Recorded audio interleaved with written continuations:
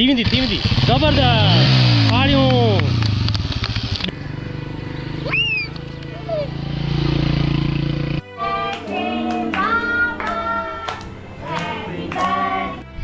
दोस्तों ही ॾिसो असां पंहिंजे कटे खे ॿधूं था कणिक जे कटे खे हाँ सही आहे हिनखे पीसाईअ लाइ खणी था वञूं चकीअ ते चओ न चकीअ ते खणी वेंदासीं पीहाण जे लाइ हिन मां अटो निकिरंदो हिननि मां अटो निकिरंदो ऐं पोइ असां खाईंदासीं सही आहे अटे जी चकी ते कमु कंदड़ ही बुज़ुर्ग चाचो जेको पाण बहली माए ऐं खैरपुर ज़िले सां तालो रखे थो हींअर ई कराची सिंधी ॻोठ पिपरी रिंद आटा चकी ते कमु करे रहियो आहे हिन चाचे खे ख़बरुनि ॿुधण जो अजीब शौक़ु आहे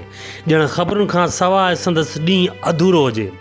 पहिरें हिन वटि हिकु रेडियो हूंदो हो जंहिंजे ज़रिए हू हर वक़्तु दुनिया सां ॻंढियलु हूंदो ऐं दुनिया जूं ॻाल्हियूं ऐं ख़बरूं ॿुधंदो रहंदो हो पर जॾहिं उहो रेडियो ख़राबु थी वियो ठही न सघियो तॾहिं खां हिन बटण वारी फ़ोन ते ख़बरूं ॿुधण जो पंहिंजो शौक़ु पूरो कंदो आहे ग़ुलामुल्ला लंगा जंहिंजो किराने दुकानु कराची पिपरी में आहे हिन नौजवान जो पहिरियों नंढड़ो दुकानु हूंदो पर माशाअल्लाह सां हीअं वॾो दुकानु ई करे वियो आहे कारोबार में सभ खां वॾो सरमायो ईमानदारी आहे नफ़ो महिनत सां मिलंदो आहे पर बरकत सचाई सां अचे थी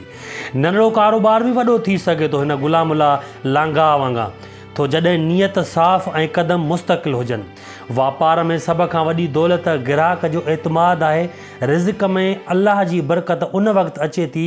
जॾहिं रोज़ी हिलाल ऐं महिनत सां कमायल हुजे ही ॿ भाइर कराची में पंहिंजो कारोबार ॼमाई वेठा आहिनि ही पिपरी सिंधी ॻोठ में मौजूदु आहिनि हिन वटि मां आयुसि घड़ी पल वेठुसि कारोबार जे बारे में हाल अहिवाल कयो ऐं हिन जे दुकान जे आॾो 2 साल पहिरियों मूं निम जो वणु लॻायो जंहिंजी देखभाल हिन पाण कई ऐं हींअर हू वणु माशाअल्लाह सां तमामु वॾो मुंहिंजे कद खां बि वॾो थी वियो आहे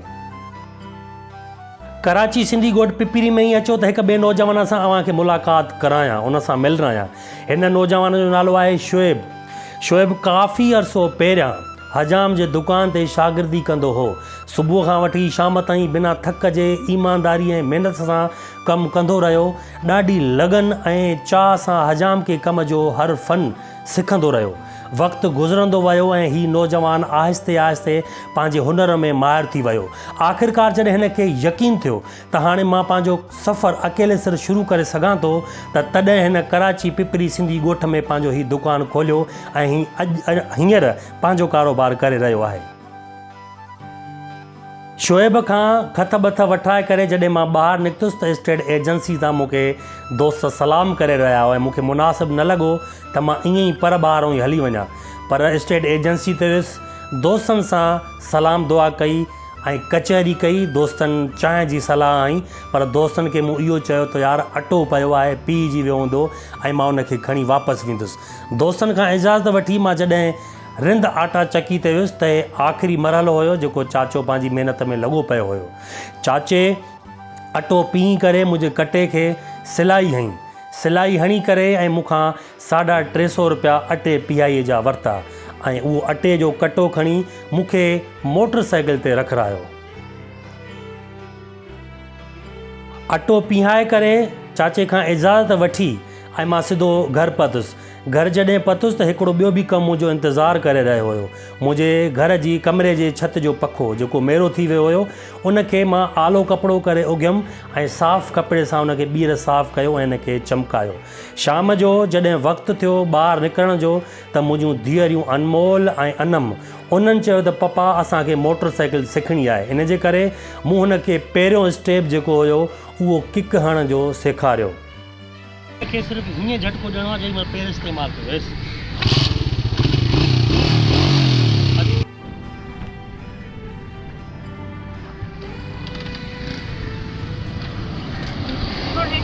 जेसि ताईं किक हणण था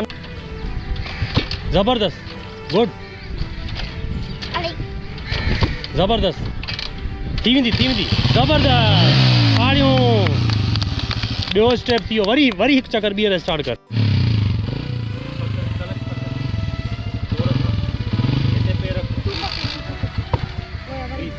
मसलो ना चल।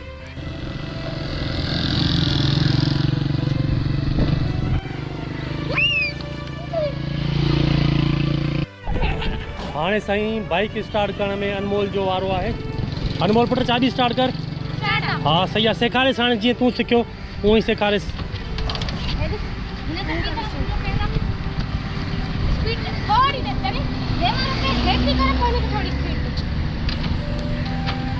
ईअं झटको न।